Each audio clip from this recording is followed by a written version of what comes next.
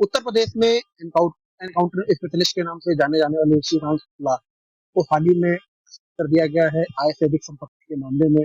हमारे साथ ऋषिकांत शुक्ला जी मौजूद हैं न्यूज़ 24 पर बातचीत करने के लिए। ऋषिकांत जी, आप पर आरोप लगा है बेनामी संपत्ति का, क्या कहें? देखिए, जो आरोप लगा है, मुझे ऐसा लगता है कि यहाँ पे कुछ अपराधियों की गैंग गठित होकर के मेरे विरुद्ध एक साजिश के तहत कानून के तहत उन लोगों ने अधिकारियों को गुमराह करने के बाद एक गलत सूचनाएं दी है। और जो प्रॉपर्टी बताई जा रही है वो इतनी प्रॉपर्टी ये सब नहीं है मेरे पास। मैं इस संबंध में जो संबंधित दस्तावेज होंगे, जो पेपर्स होंगे, प्रॉपर्टी होंगे, मैं अपने अधिकारी को दिखाऊंगा और उसको तो पिक्चर क्लियर हो जाएगी। यार, 11 दुकानें आर नगर जैसे पॉश एरिया में और 22 से कभी करीब जमीनें, उसके बाद नोएडा में फ्लैट्स और गंगा बैराज के पास में, नगर सिटी के पास में आपका एक बताया जा रहा है कि होटल, उसके अलावा तमाम वो बेनामी संपत्ति, ये चीजें निकल कर सामने आ रही हैं। कई सोशल मीडिया पर और मीडिया में छाया, इस समय आपका नाम छाया हुआ है। इससे आपको क्या लगता है कि आपकी छवि पर क्या असर पड़ा? क्योंकि आपके नाम से अपराधी काफी। देखिए, ऐसा नहीं, ये जब अपराधी में काम करूंगा, बड़े बड़े अपराधियों के खिलाफ मैं पूरी कार्रवाई करूंगा। इसमें अधिकारियों द्वारा मुझे प्रशस्त दिया गया, इनाम दिया, मेरा आउट ऑफ प्रमोशन इंस्पेक्टर से इंस्पेक्टर में हुआ है। तो ये बात सही है कि एक कुछ अपराधियों से संबंधित लोग से नाराज हुए। और एक सबसे सरल बात यह है कि किसी को बदनाम करने के लिए बता दीजिए, लखनऊ में, दिल्ली में, बॉम्बे में, आप कहने नहीं जा रहे, आपको बता दिया गया, मीडिया में चल गया, एक किसी का मानवर्धन हो रहा है।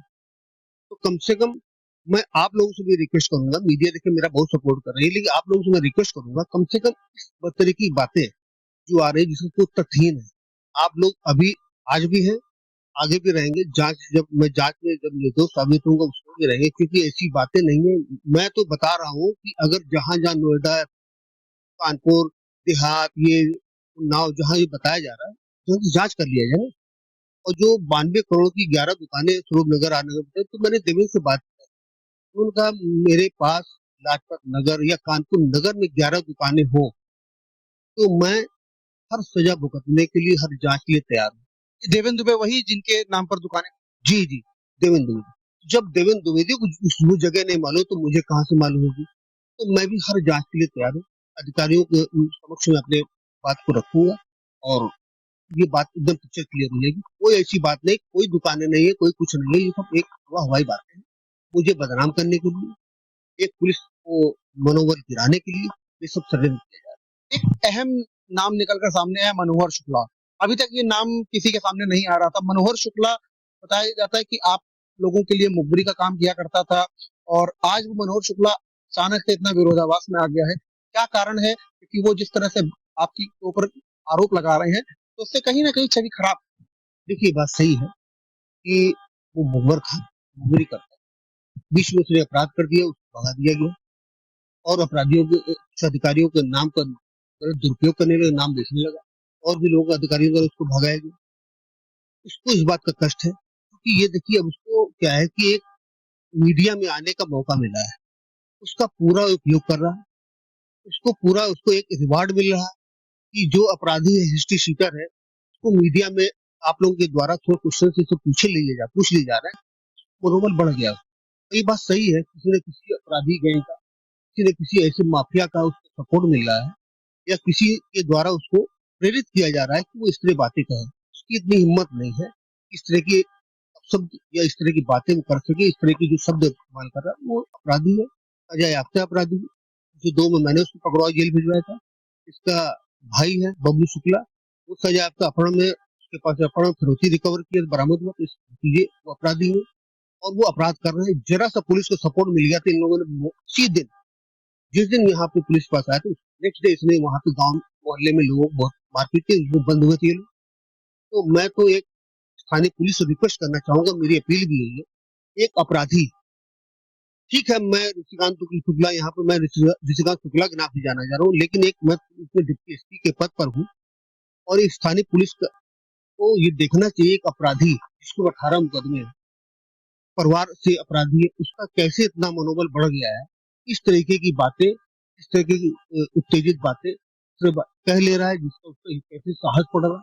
ये भी एक बहुत बड़ी बात है। मैं भी जहाँ पोस्ट रहा हूँ, इस तरह के अपराधी, इस डिसीजन किसी पुलिस के लिए, किसी सम्मानित आदमी के लिए, कि जनप्रतिनिधि के लिए अगर बोल देगा तो ये मेरी समझ बात थी। मैं उस ऐसे आदमी को देखना नहीं पसंद करता, और मैं वो कड़ी कार्रवाई करता कि याद रखता हूँ।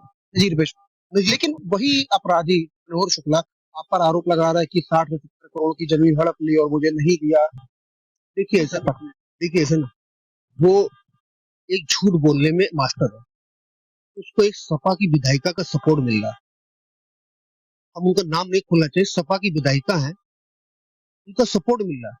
कई अपराधियों को उसने उनके मकान में वहां पे छिपाया, और वो सपोर्ट दे रहे हैं। वो लोग किसी कारणवश सपोर्ट दे रहे हैं, क्योंकि ऐसा ना हो सकता उनको कुछ वजह से ग्रसित हो, उनको सपोर्ट मिल रहा। उनके वहां विधानसभा वाले आवास में उचित रहा भी है।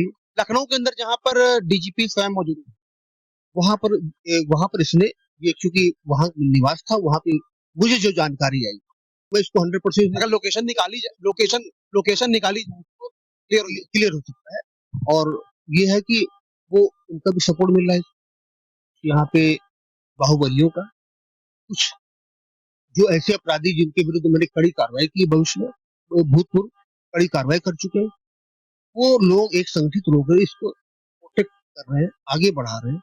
और उसी का ये मैं क्या इतना इस तरह बोल पा रहा हूँ। आप एनकाउंटर स्पेशलिस्ट हैं और आपने तमाम अपराधियों, कानपुर के बड़े बड़े जो सिंडिकेट थे, जो नेक्सस चल रहे थे, आपने उनको ध्वस्त किया था। ऐसे तो सारे अपराधी ही संगठित हुए और हो ही रहे। ये देखिए, कौन ऐसा नहीं है। देखिए जैसे यहाँ पे D2 गैंग के कुछ लोग है पैरोकार, वो यहाँ पर मुन्ना मजनू गैंग के कुछ पैरोकार हो। यहाँ पे मादक पदार्थ तस्करों के, स्मैक तस्करों के और शराब तस्करों के कुछ माफियाओं के सफेद पोश हो गए हैं, पकड़े गए, जेल गए, और कुछ समय बाद ये लोग सफेद पोश हो गए। उनके वो लोग आज की डेट में जिसको मैंने जेल भेजा होगा, वो मेरे मुझसे खुश तो हो रहे हैं, उसके पैरोकार मुझसे खुश रहे होंगे, सब लोग सहयोग कर रहे हैं।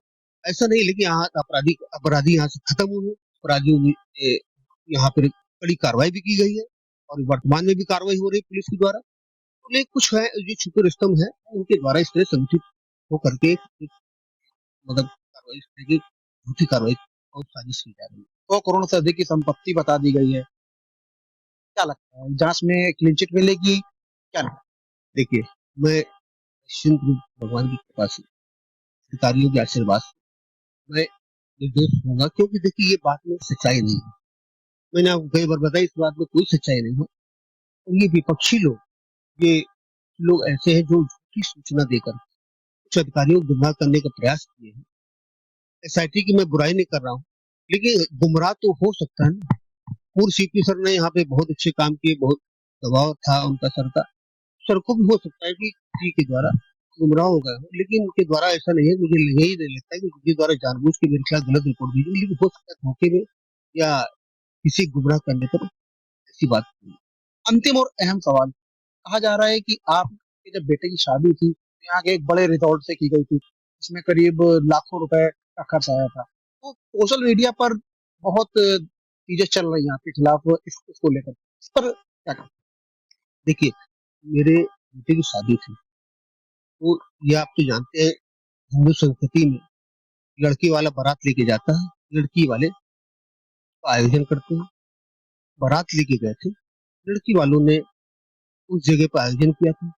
तो ऐसा बहुत बड़ा मिरेकल नहीं है कि स्विट्जरलैंड इस तरह की बातें जो इतना हाई फाई बोला जा रहा है, ऐसा हाई फाई नहीं। वहाँ बहुत शादियां होती है, बहुत से साधारण परिवार के लोग शादी करते हैं, हम भी साधारण परिवार से आते हैं। मेरे बेटे की वहाँ लड़की वालों ने अरेंजमेंट किया था, हम लोग बारात लेके गए थे, हमने शादी की थी। और और जहां तक आप बता रहे कि बहुत अधिकारियों नेताओं के, देखिए ये है कि देखिए, अपराधी मुझसे डरा हुआ है, माफिया मुझसे घबरा रहा है, उसके पैरोकार मुझे गाली दे रहा, वो मुझे गाली दे रहा, मेरी नौकरी, और शरीफ आदमी, व्यापारी, प्रतिष्ठित व्यक्ति, संभ्रांत लोग, जनप्रतिनिधि अगर हमको सम्मान दे रहे हैं, उसको मेरा सम्मान रख रहे हैं, तो ये हमारी नौकरी। अपराधी अगर मुझको गाली दे रहा है तो हम उसको, अब मनोहर है, वो गाली दे रहा है तो मैं समझ रहा हूँ, वो एक अपराधी आदमी इस तरह नेगेटिव बात बोल रहा, तो देखिए उसमें वो अपराधी है, बोल रहा है, तो ये समझ में आ रहा है ना। और शरीफ आदमी कोई अब मुझे गाली दे रहा है, कोई जनप्रतिनिधि मेरे खिलाफ बोला, तो ये है कि देखिए कुछ ऐसी बातें हैं। अब अगला कदम मैं अपने अधिकारियों के समक्ष जाऊंगा। मुझसे जो अधिकारी प्रश्न करेंगे, जहां बुला के मुझसे बातचीत करेंगे, जहां मुझसे क्वेश्चन आंसर पूछा जाएगा, जो मुझसे पूछा जाएगा, मैं उसको शपथ पूर्वक सत्य बताऊंगा। और मुझे विश्वास है कि मुझे अधिकारियों का एक शांतिपूर्वक मेरे पर विचार कर लिया जाएगा। इससे ज्यादा मैं विभाग पर पूरा पूरा भरोसा है। विभाग में मैं उसी की नौकरी कर रहा हूँ, मेरी 28 साल नौकरी हो गई है। जो भी मुझे मिला, मुझे नाम और जो भी मैं मेरा परिवार, हमें इसके अलावा पुलिस की नौकरी के अलावा कुछ आता भी नहीं है। तो हमारा तो ये रोजी रोजगार है, रोजी है मेरी। हम इसको कैसे कर, मेरी ड्यूटी, हम इसमें नौकरी करेंगे, नौकरी कर रहे हैं और आगे अधिकारियों का ये आशीर्वाद मिलता रहेगा। बहुत बहुत धन्यवाद। ये थे हमारे साथ सस्पेंड हुए डिप्टी एसपी ऋषिकांत शुक्ला, जिनका साफ तौर पर कहना है कि मुझे अपने विभाग पर पूरा भरोसा है और कहीं ना कहीं अपराधी संगठित होकर शिकायत कर रहे हैं और पुलिस की छवि खराब करने का प्रयास कर रहे हैं, जिससे भविष्य में उनके खिलाफ कार्रवाई करने को पुलिस बचे और उनकी कमर ना टूटे। अब देखने वाली बात है कि आगे अब इस पूरे प्रकरण में क्या कुछ सामने आता है। क्योंकि आयुष के साथ प्रांजल मिश्रा, न्यूज़ 24।